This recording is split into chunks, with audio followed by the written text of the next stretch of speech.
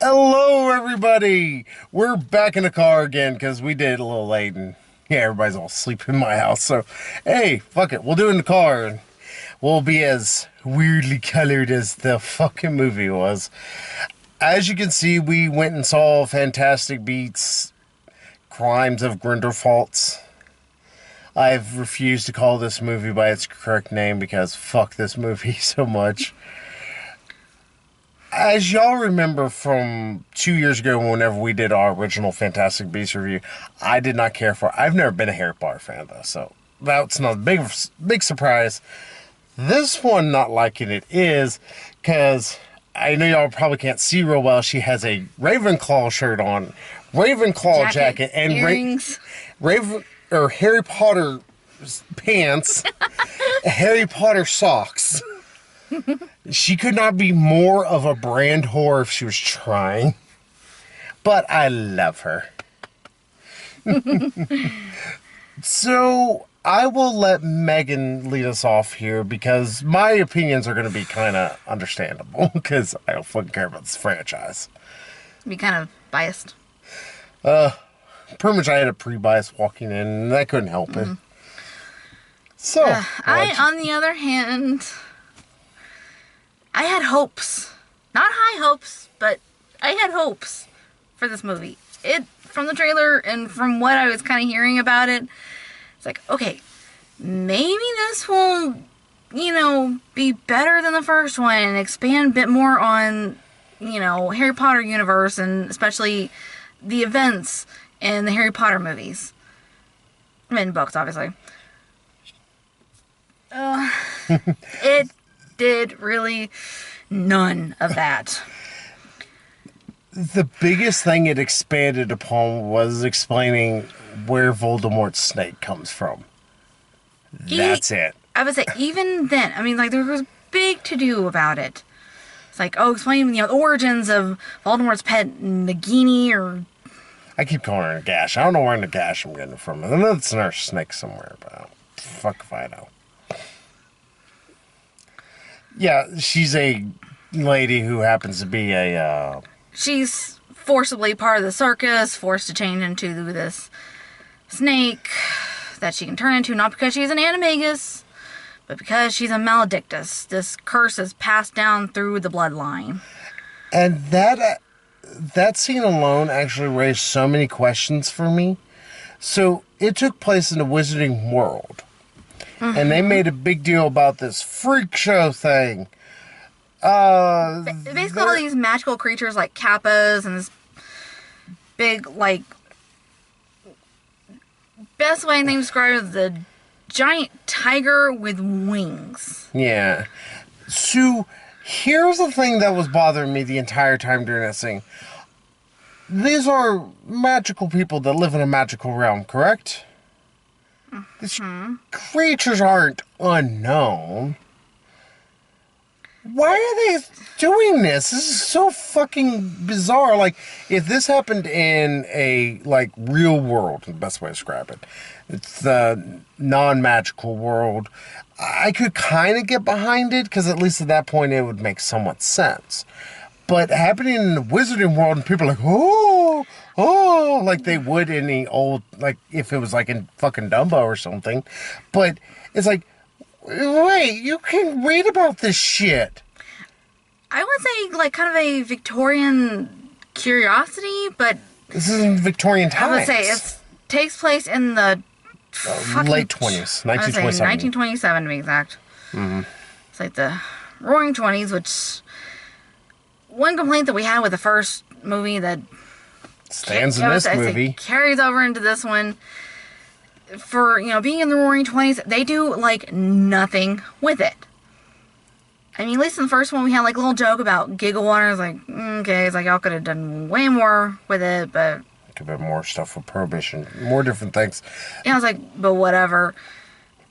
There's, except for, the clothing, you can...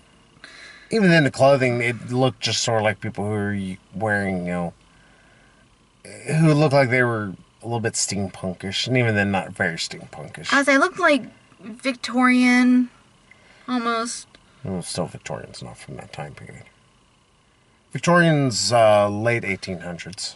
Yeah, like late 1800s, like was it early 1900s? Well, Like 1910, I think is when it ended. It ended before the First World War. yeah. I think that was Edwardian at that point, or I might be getting my... I don't fucking know. I will also say this much. There's 3 different cities this takes place in, only because they fucking put the names. Alright, they all look the goddamn same. Except for at one point you can see the Eiffel Tower, because at one point it takes place in Paris. But Paris looks just like London. London looks just like New York. New York looks just like Paris. It's like, where are we? Yeah. Spend like a little bit of time in New York, quite a bit more time in London, and then like the rest of the movie is spent in Paris. Funny how both Paris and New York look just like dreary London.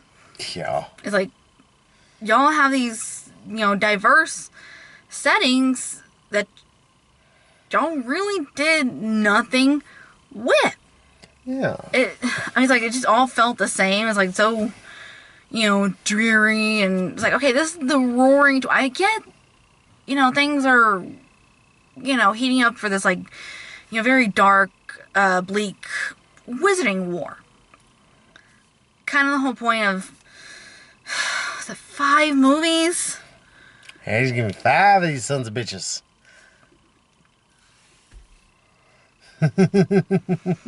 3 I can maybe understand. Maybe. Don't really see a need for 5. Hell, I'm kind of with you. I don't even see a need for 1. Why did this whole thing have to be made? Money.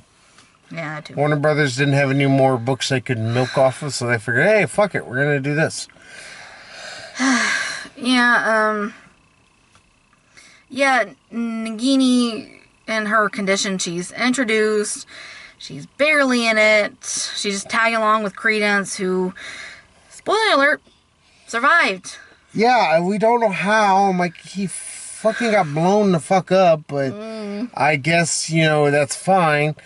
But the big reason why he survived is so we can have a big review about who he really is. That took them all to Paris. Yeah, and they act like, and it's the biggest thing with Credence. It's like, I like Ezra Miller as a character or as a actor. His Credence leaves a lot to be desired, but to be fair, he's not giving anything really to fucking do. He wouldn't give anything in the just first like movie to really do. Stand there and brood, really just. Well, I'm sure and do like this. I have no neck, even though I have a long ass neck. Yeah, he's not giving much, and they make this big hubbub about the fact of who his fucking family lineage is. Yeah, making a big hubbub about like why? Like, oh, rumors are saying that he's from this one pure blood family, and I mean a lot to do about that. Only it's like, oh no, wait, he couldn't be because this one kid from that family that they think he is. He died. Yeah, it decided and to so go... it was like he's from this other family. So, yeah, it's...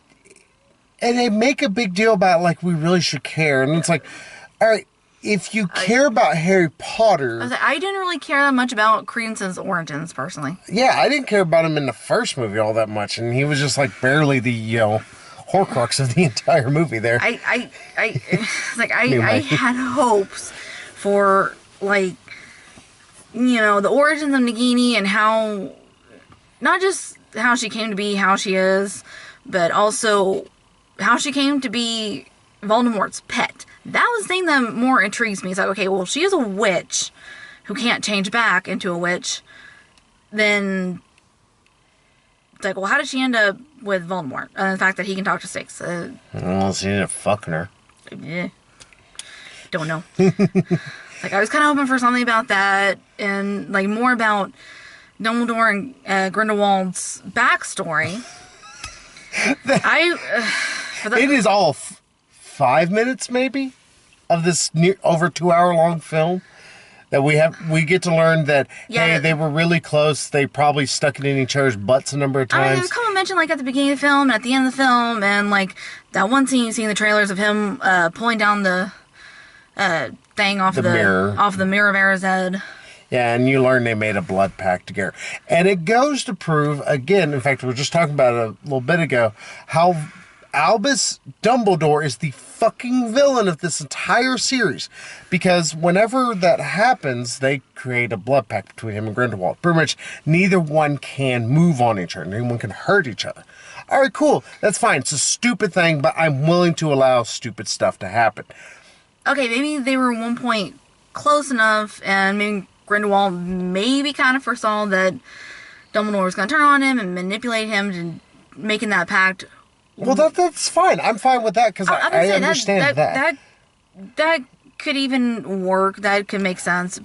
But I'm kind of with you. It's like, yeah. But where I have my problems is eventually at one point he gets approached by the mystery magic guy's gotta be a mean dude. Because always they gotta be that way. They can't write a fucking character to save a life because J.K. Rowling fucking sucks as a writer. But because she can't just write a character just to be, somewhat intelligent, and Albus Dumbledore has to be a villain. He has to be charming and mysterious. He's a fuckface is what he is. Like, but pretty much instead of him going, hey, I can't help y'all, because they go to him and they're like, hey, we need you to help. You're one of the strongest wizards, and Grindelwald's really powerful. So saying, hey, I can't do that because we have a blood pact. If you can figure out a way to get a hold of the thing that is doing this, I might be able to do something if we can destroy that, which are going to take 3 fucking movies to do because they get at the end of the movie. No, he didn't say anything about it. He's just like, nope, sorry, boys, can't help you. Yeah, that's all he does. It's like, the fuck, dude, you can fucking warn them. Give them a little heads up. So that way they know, okay, well, here's why he's doing what he's doing. Yeah, this pendant of Grindelwald's, they make a big to-do at the very beginning when they're trying to transport him. Mm-hmm. It's like they just to have a big reveal at the end of what exactly it is, like this big grand significance. Like, I'm a fan of Harry Potter. I don't fucking care. Well, again, it shows the incompetence of these characters. Because again, why does Dumbledore not bother to say shit to anybody? Who fucking knows? He just doesn't say anything because fuck him, I guess. It's not like it's part of the blood pact because he tells Newt, after Newt's like, oh, it's a blood pact, isn't it? Yeah, and that's the thing. It's like, it's not that he can't say anything to anybody about it. He can, obviously, because, like Meg said, he says something to Newt about it. It's like, so he just fucking doesn't tell the Ministry of Magic because he's a fuckface. Yeah, Newt figures out, like, oh, it's a blood pact, isn't it? And he's like, yeah, we, promise not to fight each other, and it's like, okay, he spills the beans right there. Why? Warn the Ministry of Magic. The people who are about to move on him. It's like, maybe they can figure out a way to destroy the pendant. Yeah, maybe they go, oh, shit. Oh, cool, it's a blood pact? All right, cool. We'll try not to get you involved because we know this stuff, blah, blah, blah, blah, blah. And we'll do something. Yeah, of course, awesome. Like, okay, well, if we can, get a hold of this pendant and, figure out how to destroy it, then are you with us? Then are you going to help us? Yeah, then they wouldn't have... Because at the end, because we need to have an action sequence. Mind you, this movie's actually really fucking boring. That's another ungodful sin, this film. Because the movie decides it wants to have 5,000 different little storylines it's going through. And none of them are really particularly thrilling. Like, we have one between Newt and this girl he used to kind of crush on. Lita. Yeah, her name is Lita. She's part of the Lestrange family. I was figuring, it's like, okay, maybe kind of explain how the Lestrange family and the Black family and everybody, like, how they kind of got involved with the whole pureblood thing and Voldemort eventually, and it's like maybe kind of like lead up to that. It's like, okay, cool, but no, she dies. She's killed. I would say she sacrificed herself to save Newt. It's like, okay, I was expecting her to turn evil, and no, instead we get Queenie turning on Jacob. Yeah, for some stupid. Yeah, for those that like, I kind of was, I'm kind of about Queenie. I like Jacob. He was like the best part of the first movie. That, and I think we both agree the Nifflers. Nifflers are adorable. And the little like group thingy group wannabe. It's like they were cute. Mm-hmm. But I was kind of meh about Queenie, and like, she and Jacob are kind of cute together. And I know that a lot of people was like, oh, they're so adorable. Yeah, prepare to have your hopes destroyed. Well, For first off, we do have to explain the massive. We're going to dig a massive plot hole in the entire Harry Potter universe because if anybody remembers at the end of the first movie, Jacob walked into the what was it, obliteration? Yeah, they gave him this like. They did it over the entire New York, so they wouldn't remember anything. Yeah. And for some fucking reason, it didn't work on him. Not entirely. Like, he still sort of remember. Like, he was baking these little breads shaped like nifflers. Well, see, that would have been one thing if it was explained like if it, like at the end of Fantastic Beasts, he was having little dreams. But at the beginning of this movie, he straight up fucking says it did not remove any of the memories because I didn't have any bad memories. Like, it's not supposed to remove bad memories. Like, or it says like it removes some of like the weird memories he had, but he still remembered some of the good stuff. And but that's not what obliterate does. It destroys the memories of certain. Queenie found him and filled him in, which we kind of see her finding him at the end of the first one. It's like, okay, whatever. Although, mind you, he's under a spell. Yeah. So, he's under an enchantment love spell that she's putting on him purposely to try and make him marry her. And it's like... No, it's not that he doesn't want to marry her. He loves her. He just... It's illegal for... Like, at this, time period in the wizarding world, it's legal for witches and wizards to marry muggles. And also, here's the one thing I like to say. Lady, that's rape. Because regardless of the fact that if he does love you, he's not of mind to be able to say yes or no. We can't sit there and ignore that massive elf in the room you drug in. Yeah, you fucking knocked out the wall to bring it in. It's like, holy shit, movie. Wow, you made this a lot fucking creepier than it needed to be. And the worst thing is it makes Queenie out to be a real villain. It makes her to be a very vindictive person. To me, she's not a villain. She's just really... Well, anybody who would use mind control to force somebody to do something just because psychotic. They don't... Yeah. Trust me, I dated something like that before. It was fucking horrifying. Bitch somehow managed to get me involved. So, thanks for that, bitch. But anyway, came back to the present. But yeah, she's a villain at this point. She's straight up the villain, and it's so stupid, this drama they have with her and Jacob, because the reason why he didn't want to marry her was to protect her. Right? Yeah, it's like because he didn't want them to be found out and her to go to jail, or like he was trying to protect her. He was being selfless, and instead she calls him a coward and gets all like up in arms, just gets offended when he calls her, well, doesn't really call her, but he thinks that she's crazy. And of course, she can read minds, so. I would say, for those that don't remember, in the first one, she could read minds. It's okay if you don't remember the first marriage. I would say, like, oh yeah, I forgot, like, when they reintroduced that little Bill, it's like, oh yeah, I forgot she could do that. Though she somehow forgets how to do it. Because it's explained that she can read any mind. She can read muggles, magi, as she calls them. She can read anybody who, has magical capabilities. So somehow she eventually meets Grindelwald, and she can't read his mind, I guess, and see that he's fucking psychotic. Because it's one of those, like, whoa. Mind reading doesn't work to where she can only read what he wants her to read. Unless he is trained in that, or has some super duper power that he's just being given. I have the power of light. It's like... Yeah, It's just... I mean, they introduced, like, what's it, occlumency? Like, in Harry Potter, they kind of touched upon it in the movie, but it was bigger, like, slightly bigger deal in the books.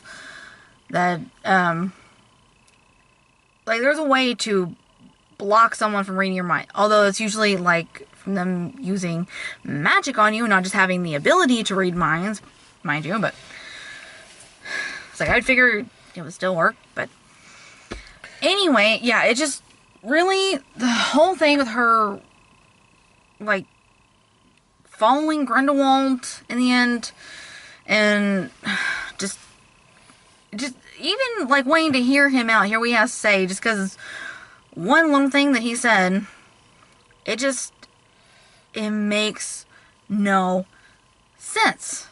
It makes her into a villain just so that way they can vilify her and then... For unnecessary drama. Yeah, and then she can save herself at the end. Oh. That's all they're going to fucking do with it by the end of it all. And it wastes time. Yeah, it makes no sense for the character. And it makes no sense story-wise. It's like, what the hell does he want with Queenie? What the hell could he possibly use Queenie for? Yeah. Well, the worst thing is that, like, the most she's useful is, like, at one point he asked her to help read Credence's mind at one point. Whoopee shit. It's like, Grindelwald seems to have been able to kind of tell how Credence is thinking without needing that. I was gonna say, he seemed to be able to manipulate him even before Queenie came along. Yeah, exactly. It's like, fuck you, movie. You're just making shit up so that way you can give a shitty reason why this character is. Hell. Yeah, he seems to study psychology. He's like, oh, he's, never known love, and, he's going to seek me out, to learn about who he is and everything. It's like... Well, the worst thing is, like, Queenie and, what's his name? Can't remember his name now. Jacob? Yeah, Jacob, they really didn't need to be in this movie. Like, to be honest, every bit they were in it technically took away from the film's main plot line. Mind you, we had to have 15 other different side streets we went down before we could get to the fucking end. Because the movie's like, oh, wait, I need to go to this scene. Oh, wait, let's go to this scene. After a while, I was like, I don't know what the fuck's going on anymore. I'm confused. This is an unnecessarily complicated movie at times. Mm-hmm. Like, there's this shit with Credence's backstory. Nobody fucking cares. He's not a major character in any of the Harry Potter books. He's not a major character in the other films. So it's just they're trying to make him to be a bigger character simply for this particular series. We know he's gonna die. We know he's not going to live. Hell, we thought he was fucking dead. And to be fair, he's not an interesting character. He's just a guy who happens to have a weird family lineage. Which... they reveal by the end, and you go, fuck? Yeah, I can, like... I can understand the focus on him in the first movie. Yeah, because that's what he's trying to do. He's trying to get a... Oh, what's it? I can't remember. But yeah, I get what you mean. Yeah, like, that I could understand. But I really... Like, as much as I like Ezra Miller, at least as The Flash... It's like, I didn't really need to know anything more about Credence. Yeah. He doesn't add anything to this. And that's the worst part. He's just pointless to the entire film by the end of it all. Yeah, just the fact that he grew up in this repressive orphanage and... he happened to never really, like, knew love or acceptance. Like, okay, well, that's all I really need to know about him. Like, okay, thanks. Yeah. Instead, they have to have this big reveal, like it's important. And we'll go ahead and spoil the show, because we've kind of actually spoiled a lot of this movie. So, big reveals. Harry Potter fans wanting to hashtag keep the secrets, maybe turn away. So, Albus Dumbledore had a sister who had a son. So... no, it's... yeah, she died. She, like... killed herself, or she attacked a muggle, and they... oh no, they retconned the fuck out of that. I'm trying to remember what the hell happened to her. You could just type in what happened to Dumbledore's sister. Well, in this film, they decided to change it completely. She died in the Titanic. I don't know. She just died in a ship. Maybe he happened to be on the Titanic. It's like that... that's like, y'all, it's like they made such a big damn deal in the very, very end. Like I said, they kind of misdirected with, like, this pure blood family that they thought he was part of. It's actually Leta Lestrange's family. It's like, no, we can be him because I killed him. Yeah, you learn, Leta, she's like, I killed him. Yeah, she swapped him out for this other baby, which turned out to be Credence, and... And they took the baby, and they learned that the baby, by pure fucking happenstance, it happened to be another person of a magical origin. It was Dumbledore's sister. So that's Dumbledore's nephew. No, they called him Dumbledore's brother. Well, that'd be... Is the thing, because... Yeah. He has to be the nephew, though. I'd have to figure. He can't be the brother. It wouldn't make a whole lot of fucking sense. Because last I checked, that Dumbledore's mom at that time would have to be like 7,000 years old. Because Dumbledore's fucking ancient in this movie. Sorry, Jude Law looks already old. He looks like he's in his 40s or 50s. In the 20s, there's 80 more years we gotta get to the Harry Potter things. I'm like, holy shit, Dumbledore's fucking old as hell. To be fair, wizards have... They're not immortal, but they have extended life expectancies. Oh, shit. Yeah, Dumbledore, when he died, was like 170-something years old. Like, I don't remember. Johnny Depp just looks like he came around with a meth lab. Well, he is, like... Hey, he's serious. He's sitting there sucking on this bong from a skull. It's the most funniest damn thing ever. It's supposed to be, this is... Like this ritual. Yeah, it's ritual to, reveal the future or reveal information. It shows off World War II and atomic bombs. MacGuffin. He does it twice. It's a MacGuffin. Yeah. Just to move the plot forward. It's so ludicrously funny. And the worst part, I would maybe be able to forgive some of this movie if it wasn't so atrociously just... It's boring. It's an obnoxiously boring flick. I will say I did zonk out for a minute and woke up and I'm like, I didn't miss shit. I know what's fucking going on. I still give two shits though. Yeah, I am not a Harry Potter fan, so it's not helping, but still. Yeah, I agree. It's it was very slow and it was just a lot of build up just to...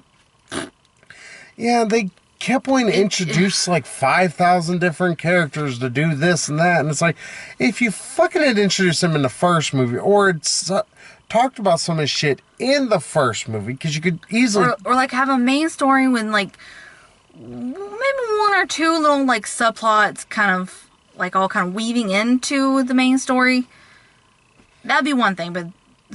Every plot had about the same amount of screen time, so... 5,000 different, little side quests just to get to the one main quest. Things And just... By the end of it, you just don't care. And that's the worst part, is this movie is a lot of not give a shit going on. It's nothing would really happen until the very end, and even then it's well, that's it? Because I could have sworn in the trailer, he says I'm going crazy. Mm-hmm. I could have sworn in the trailer there was something about Dumbledore's asking Newt to help him fight Grindelwald, and them standing together ready to battle presumably Grindelwald, and it's I could have sworn I saw that. It's don't tell me it's from the third one. No, that wasn't in the trailer at all. He did say it's I can't move against Grindelwald, but Oh, wait. I'll have to look at it again later. Also, I do like the name of this movie, Crimes of Grindelwald. Beyond the killing of the wizards early on, didn't fucking do anything really crime-worthy. Yeah, including how one of his minions kill a baby that just happened to be there. Oh, do you think they're evil? Yeah, it's ooh. I leaned over to Megan and went, think they're bad people? Thanks. Yeah, then he almost seemed to feel kind of bad about it. Well, this sucks. I was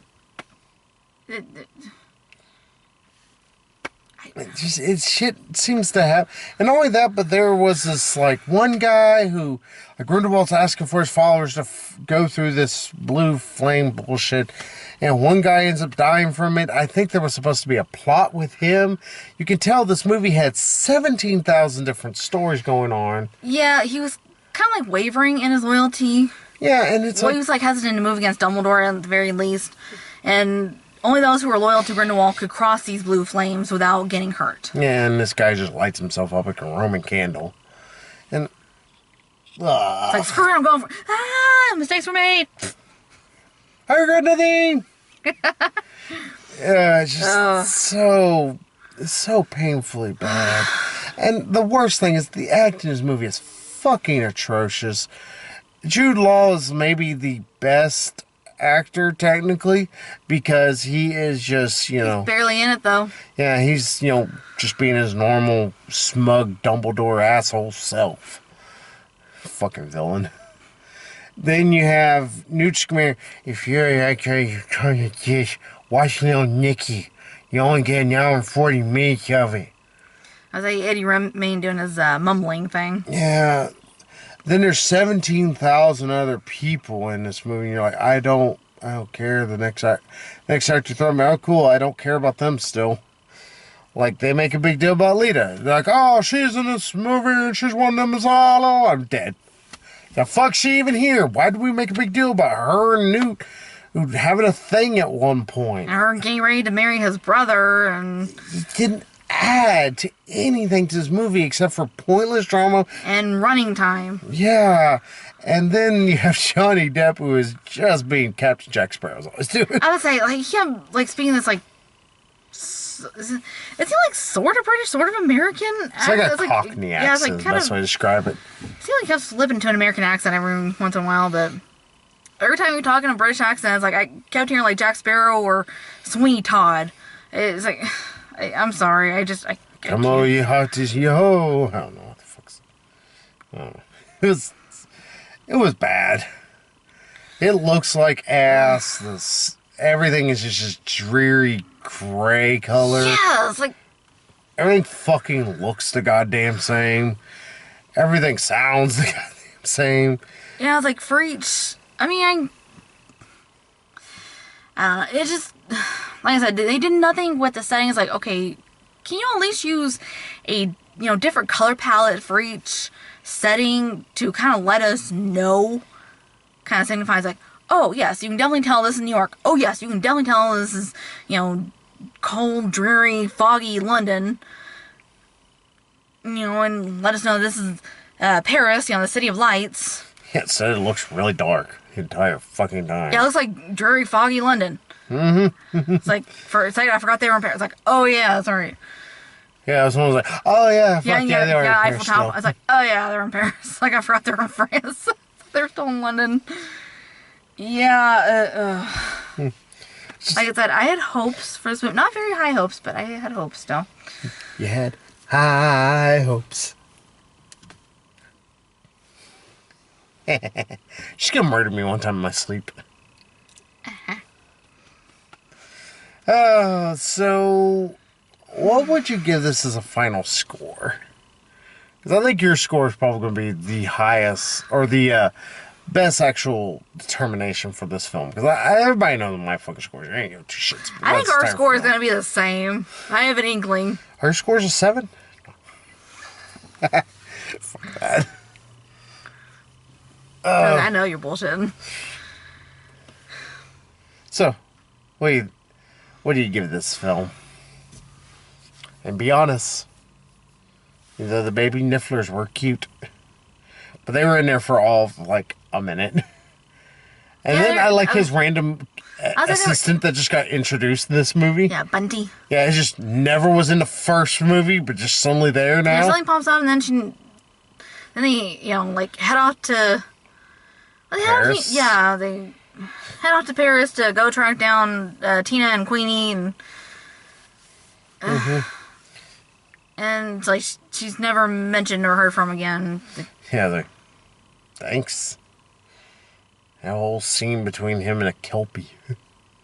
Yeah, which is in the trailer. It's like, it's just to have something pretty and have like this, cool. Have something that doesn't look great. Yeah. But do remember, this movie is 2 hours and 15 fucking minutes long. Yeah. It is. And it feels every second of its length, too. I had to give it a 1. The only reason why it earns that 1 and not, like, half of anything or negative anything. Well, one can't get that. I would say it's that, but it actually kind of earns the 1 with the nifflers and little Groot wannabe thingy. I forget what the hell it's called. I forgot what those things are called. It's like, was it boat truckle? I don't know. And the big tiger with wings that we described, that they lure into Newt's suitcase with a little cat toy. He's like, hmm? He's like, oh, big kitty. Mm-hmm. Yeah, I always pet the big kitty. I usually like the actual keys, the familiars. Mm-hmm. Meow. Yeah, this movie's a fucking one. This is easily the most pointless of the Harry Potter franchise films ever. It didn't add to the lore. It didn't add to any of the stories. I mean, yeah, that's what I was hoping for. Like, add to some of the lore, kind of expand on, It's written by J.K. Rowling and she doesn't know how to write. I'm going to disagree with you, but whatever. Go back and read those books and you will see they are fucking atrociously written. Like, they make Stephanie Meyer look like she knows how to write. Oh, yeah, I fucking said it. Blasphemy.